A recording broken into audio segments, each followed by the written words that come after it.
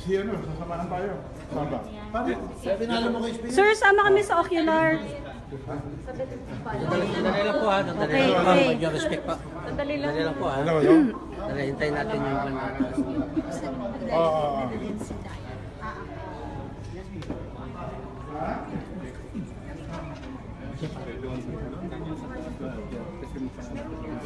Ilan ka pa? Mag-stop na ba tayo? May doon na? Kasi kung doon, tapos sorry.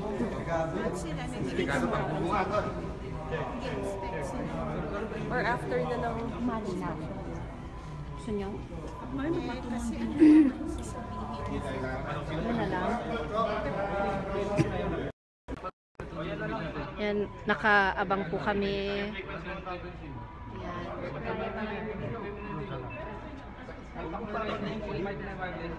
Dito kami sa bandang likod, sa rear entrance, sa may opisina ng majority leader.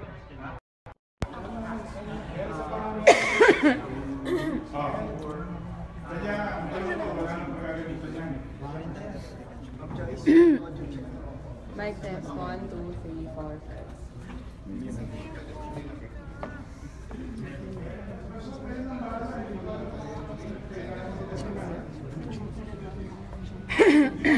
Kailangan nyo dyan ba? Hindi ko alam eh. How would I know what you need?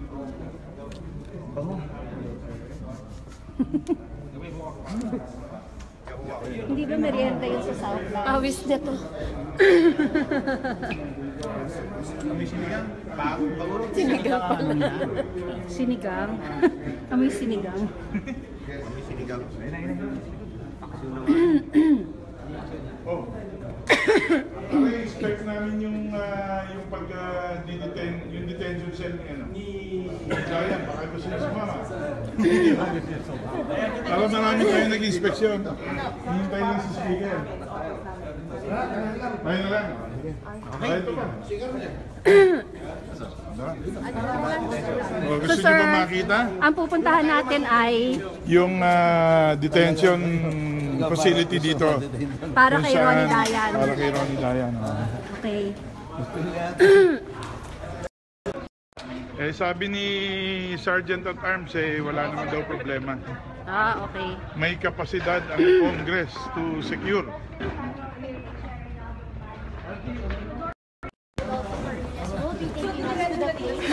Where Ronnie Dayan, the alleged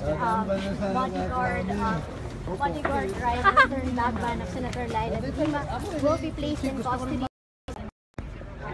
Ang pupuntahan po namin ngayon ay yung detention center ni Ronnie Dayan habang nandito siya sa Kamara. So ang magsasagawa ng ocular inspection si House Majority Leader Rudy Fariñas, yan nasa harapan ko. At tabi ko naman si Justice Committee Chair Ray Umali. Sir, kailan ipagpapatuloy yung investigation ng Justice Committee? You know, the only reason why we will detain him is pag siya'y nagsalita na sa kung ano yung tatanong sa kanya. So we want to do that soonest. Kung kailan pwede na, kanyang dito sa facility natin i-detain for that purpose. Yes, sir. Para mabilis, madali.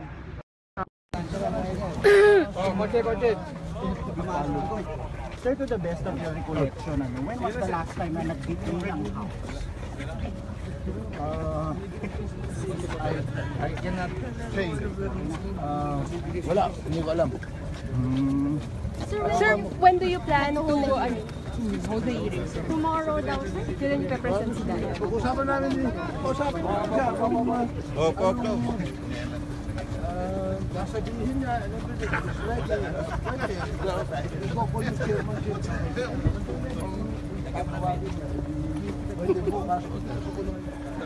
Sige ko sa. Alam niyo man, this has been pending kay Chairman Umali. Yung nga lang natin, wala lang isang witness. Nandiyan na siya. We'll have to apprise him.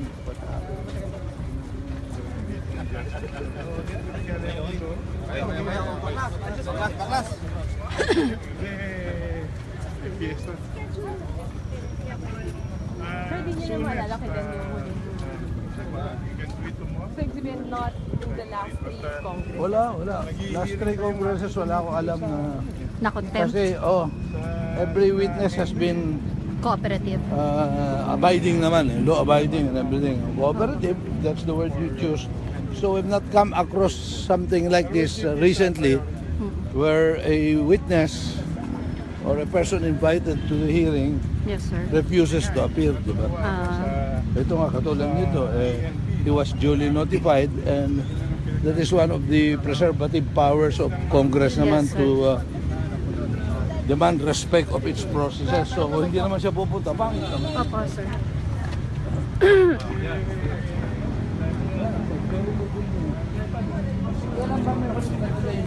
So, ito yung Legislative Security Building. Ikaw, sa tagal ko nito, wala ka din. Sa Senate, nagtusin na sila. May tabi kayo dito sa parang nagkakala si Oliver Rizal. Parang ganun oras lang. Mga contempt sa Nadyak ka dito ka na nun? Sa ibang department, sir. Pero dito lang ako sa Congress. Tayo po, sir, si Garcia.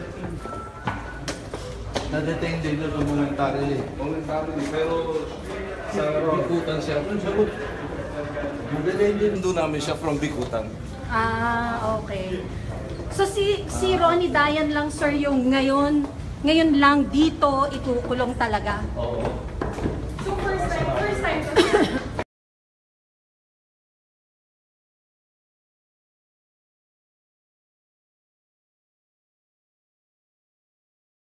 Okay. Pwede naman Sir, ito po yon. So, ito raw yung kwarto. So, this is... So, sir, ito yung detention center. wala namang grill ito, everything. Ronnie Dayan is expected to be kept tonight after... Sir, hindi ubra sa'yo? Oo, dapat pagawa pala tayo ng talagang detention cell. Kasi sir, makakalabas siya dyan? Oo, wala namang iron grill. Opo. Everything. So, hindi siya secure? Hindi. For you, Para sir? sa akin, medyo... Insecure ito. Oh, jealousy windows. Oo. Matt. Of course, that's up to the assessment of General Dito Bale, pero nakita mo nun sa tingin ko, German. Matt. Baka mas okay na siya sa PNP kung saan. PNP or even sa military. Or even Ginaldo. NBI kung sakali. Diba? Sir, sir, pakiulit lang po na hindi ito, hindi kayo pabor sa ganitong detention center Hindi naman because siya it's hindi not pabor, that pero secure. ang tingin ko, Hindi appropriate. saan ang banyo? Lalabas pa siya doon. Mamaya Security risk yun. Tapos Depende wala rin. pong grills. Kakusapin namin ni Chairman at ni Speaker kung what will be his revelation, kung bakit siya nagtago and everything. Makikita naman namin kung if he fears for his safety. Opo. Then we will also consult with him. Ano ba tingin mo? Sir, you feel it's better that he be detained at the PNP na lang? Depende. Itong nakikita ko dito, wala rin kama. Ayusin pa ito, boss. Sabagay, ayusin nila and everything because we're not prepared for this Biglaan eventuality na mahuhuli pala biglang ganun. So, okay? Nakita nyo na. Oh. Pero according to General Dito Bal, Labas ako. kasi ang security namin dito is Marines, no? Opo. And nandyan lang naman yung station, police station. Kanya I think based on the assessment ng Sergeant at Arms namin, they can secure. But then whether the facility is appropriate or not is another matter. Sir, Marines yung bantay. Pag tumatuloy. Ang security namin sa house is Marines. So sir, 24 hours a day may kasama po si Ronnie Dayan dito mismo sa kwarto na bantay? Dapat. How many po initially? May I instructions wouldn't na po know. ba kayo? Si Sergeant at Arms will be in a better position to determine that. Sir, what time are we expecting him to be brought here? Ang alam ko, merong press con sa PNP at 4 o'clock. Tapos, pagkatapos from there, he will proceed straight here. I-present ng PNP kay sa House of Representatives because we were the ones who issued which issued the arrest warrant. Arrest warrant. So, dapat i-deliver nila yon sa proper authority, which is the House of Representatives. So yung continuation ng hearing, kailan po yun? Meron na po ba? We will have to conduct it soon. Ngayon, I have to talk to the Secretariat for whatever we can do within the shortest possible time. And so we will determine that. Ang problema, nag-hearing pa sila ngayon because we are in the Committee on Justice, as I mentioned, we have 4 subcommittees that is on a continuing hearing on so many of the pending bills, including death penalty, including lowering of juvenile age. No?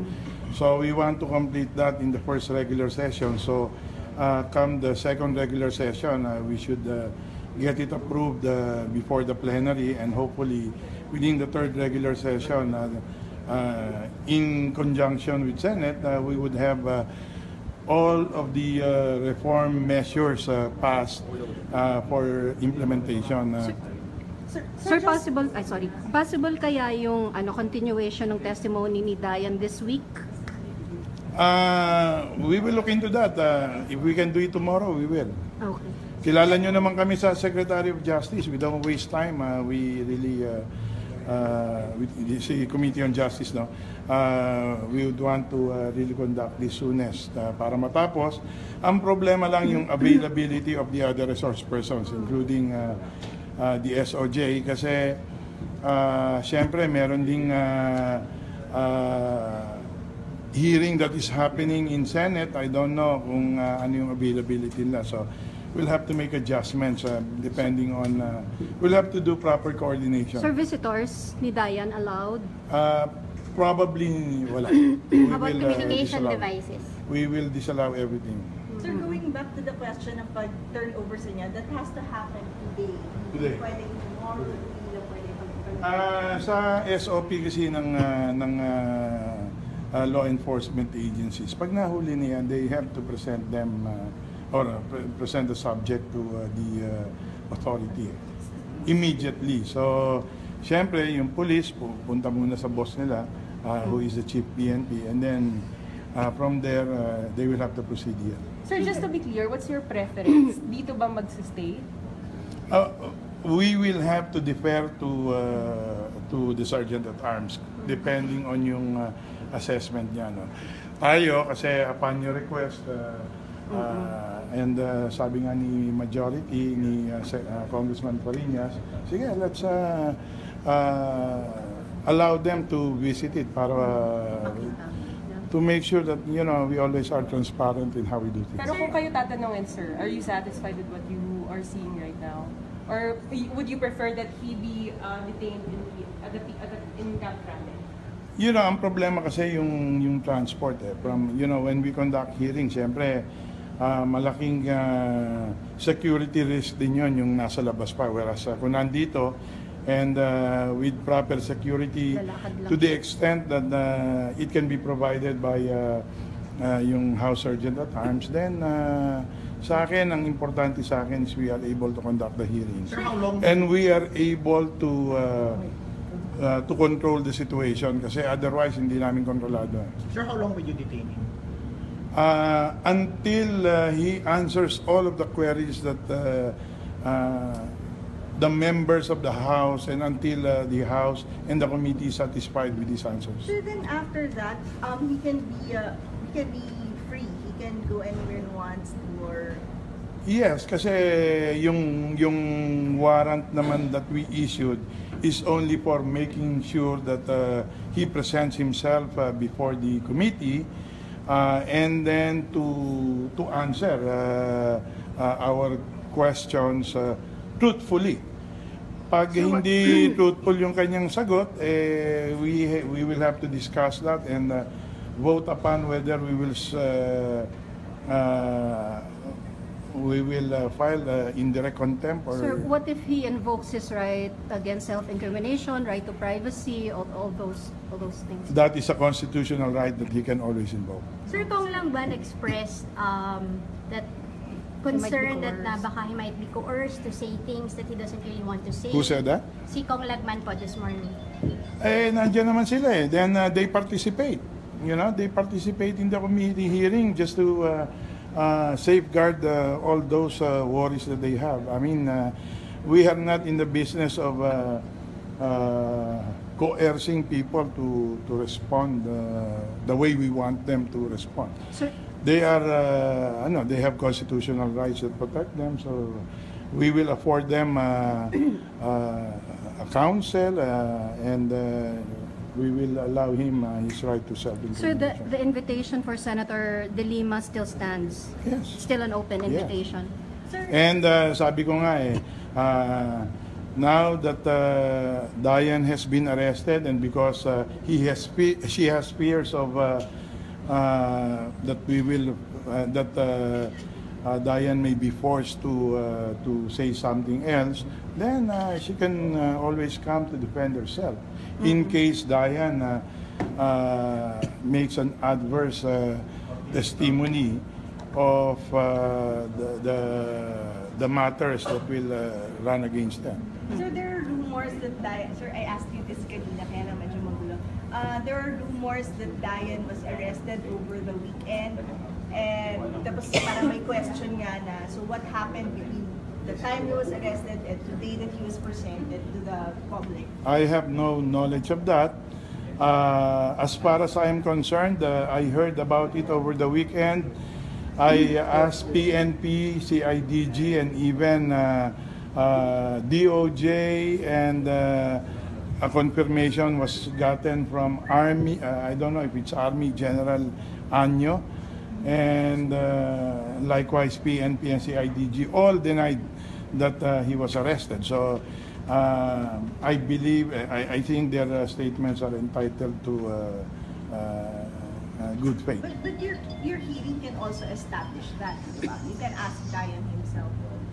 Yes, or the allies of Senator De Lima may wish to ask those questions. So, you know, we allowed everyone to participate. We are not stopping anyone from participating. We are very transparent in the conduct of our inquiry.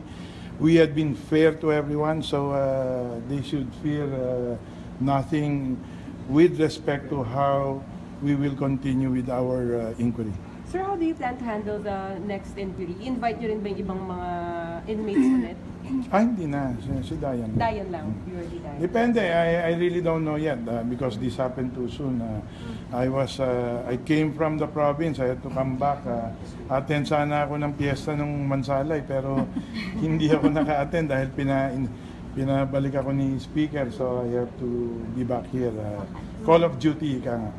So, last na sir, what do you want Diane to answer tomorrow or the next day? To tell the truth. What truth, sir? Well, whether to confirm or deny what has been said. No, remember, we have conducted 4 hearings in 29 days, covering 47 hours. Many had been said, and he can either confirm. Since all those testified on were uncontroverted and unrebutted, now is the time again to find out whether insofar as we are concerned, yun yung truth sa amin kasi uncontroverted yon. Now, if it will be rebutted, then we will know once we start the continuation of our hearing on the matter. Thank you, sir. Thank you, Thank sir. you. Ay, Mat. Kailan natin malalaman? Gawa na stand up. Kailangan makita muna namin. Bago tayo paalisin, gawa na tayo stand up. Sabi po ni Kong Lagman, parang ililimit na lang po yung death penalty. So, ito yung magiging detention room ni Diane. Makikita nyo. mahaba yung kwarto, you know, pero I was monitoring medyo the hearings conducted. makipot. And syempre, Aayusin pa raw yan, aalisin yung mga table, lalagyan ng kama. Ang napansin ni Majority Leader Fariñas, walang mga grills yung mga bintana. May aircon. What do you call that? You know, we have to make a move. Para, you know, if we don't make a move, nothing will change.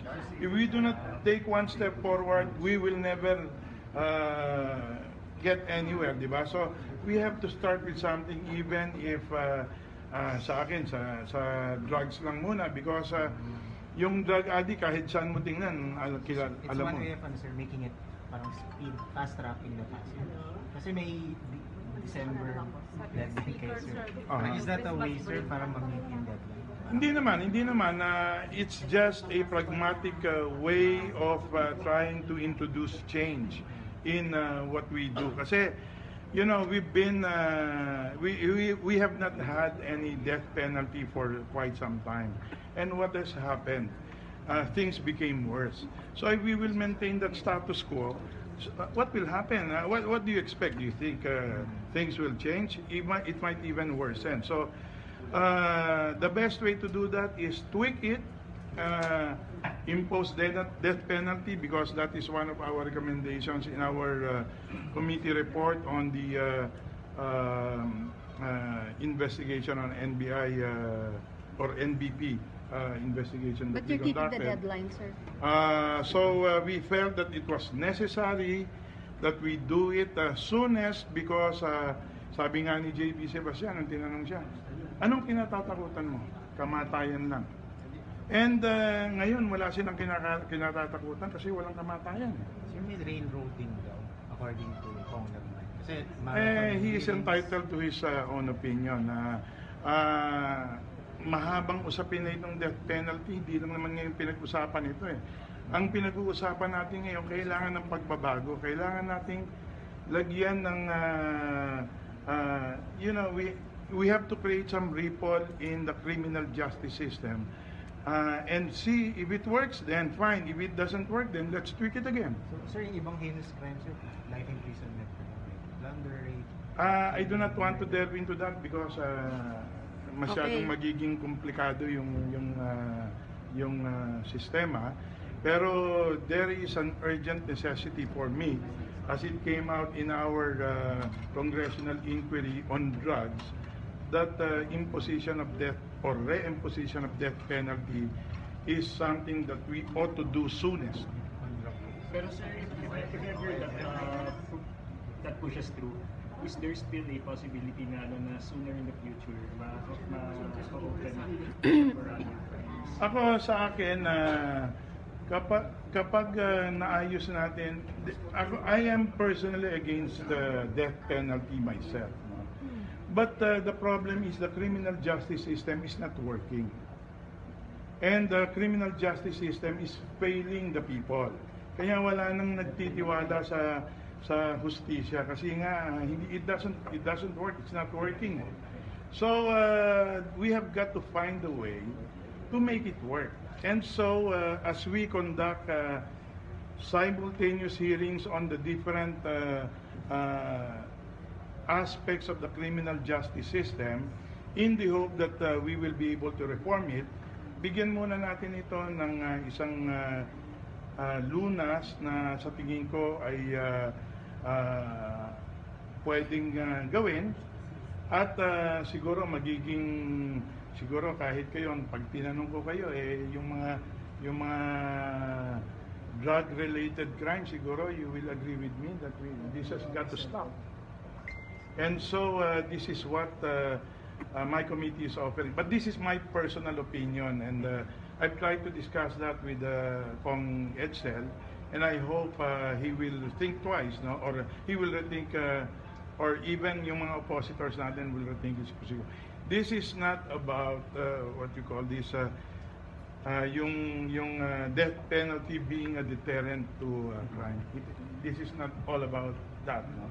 This is about tweaking the existing situation and make do with something that I think based on certain testimonies like that of J.B. Sebastian, or even if you will recall during the time of Marcos, yung si Lim Seng nung in-execute by firing squad, medyo tumahimik ang Pilipinas. So I don't know if this is really effective or not, but at least we need to do something because we cannot maintain the status quo.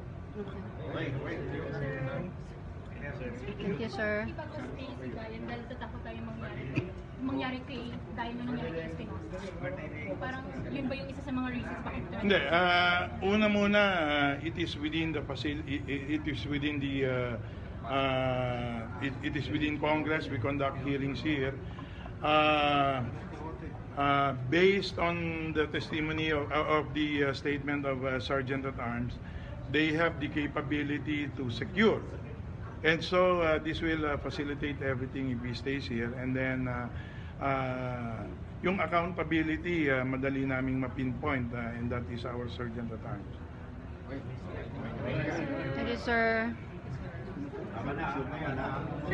What na? Sir, pero ayusin pa naman. Ayan. Ayusin to, di ba? In fact, dapat ayusin ito, Sofa, kanya lang. no, sir? Lalagyan ng sofa tsaka kama. Probably, hindi ko alam how they will do it.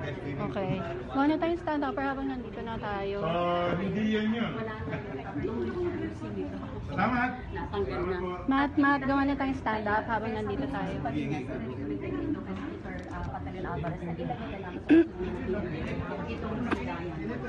Yeah, makikita nyo, mayroong electric fan, ceiling fan, dalawa, may aircon. O, game. Bago tayo palabasin. Pahawak naman. Hawak naman. Naka-live pa yan. Kita mo ka. Game.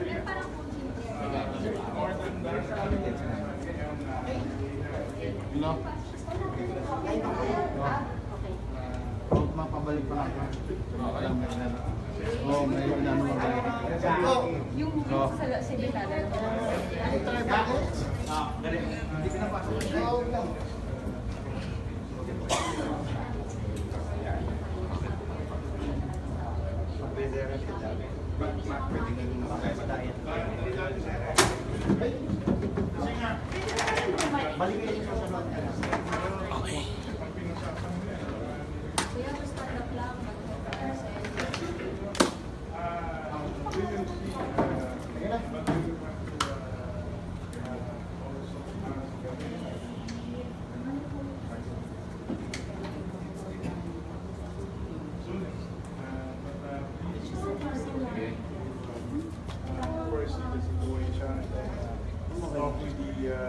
My secretariat, COMSEC, and of course the Rules Committee Chair, who is para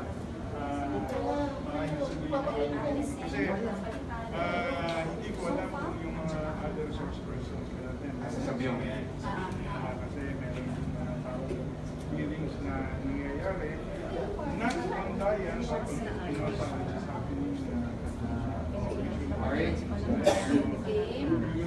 Saka mag-ubisa. Gusto mo electric fan? O, huli na yung electric fan? Ayun, meron naman ko sa Sige, aircon muna.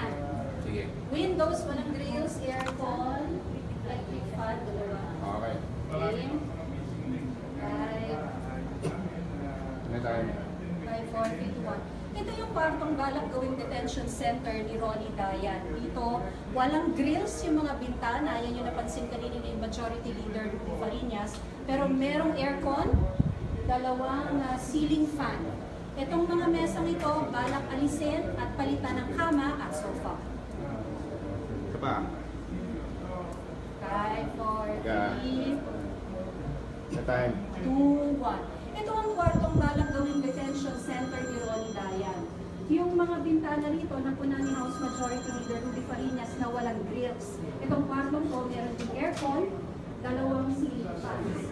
Itong mga mesa nito, balak alisin at palitan ng sofa at kama. Okay.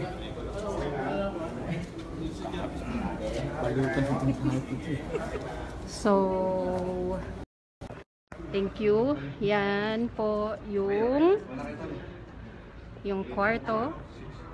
Ito ay dating Joint Coordinating Center.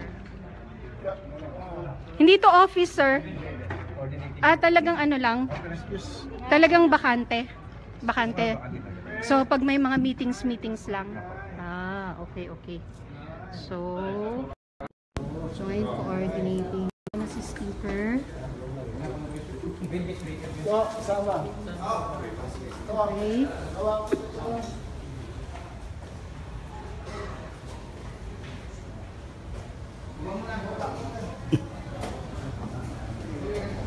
Yan si Sergeant at Arms. So, katabi lang niya yung pagiging detention center ni Dayan. Katabi ng opisina ng Sergeant at Arms.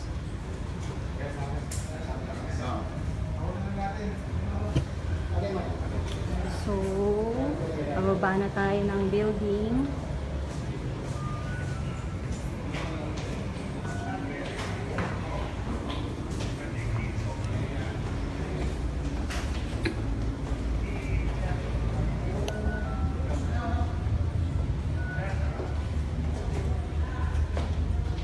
Ito pa rin yung ito pa rin yung Legislative Security Building.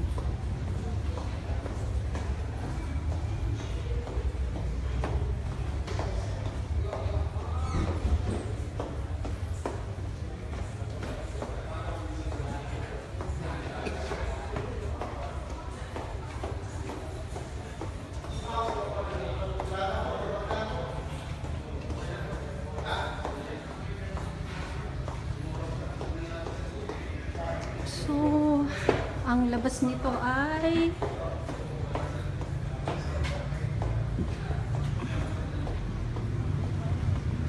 sa likod ng Batasan Complex. Legislative Security Building.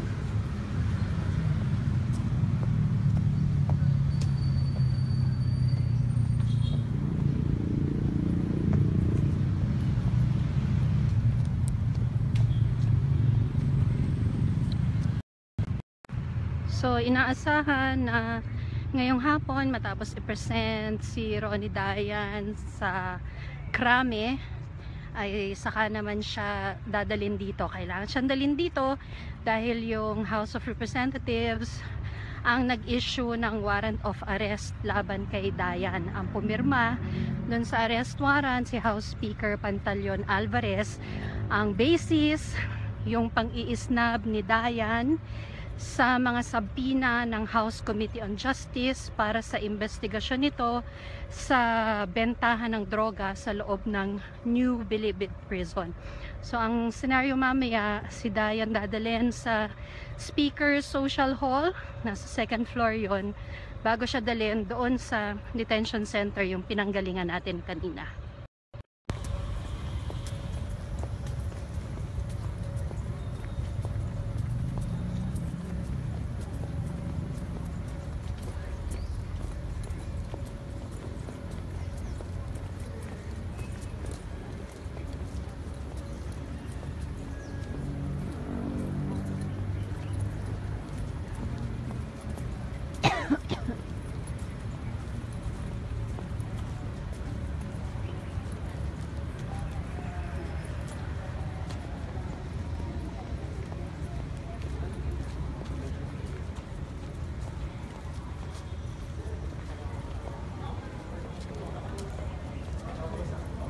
Bakit na tayo, no?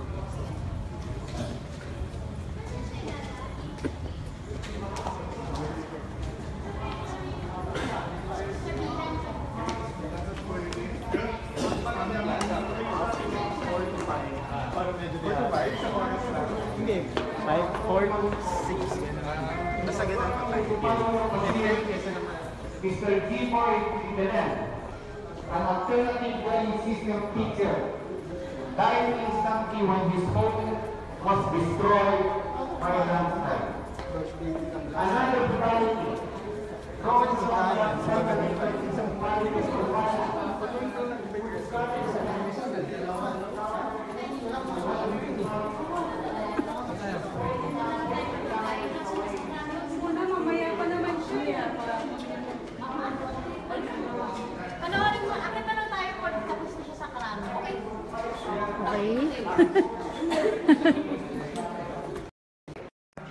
So, wala pa eh. Wala pa dito si Dayan. So, mamaya na kami papwesto sa social hall. Balik po kayo mamaya. Magla-live po ako ulit kapag dumating na po dito si Ronnie Dayan. Salamat po.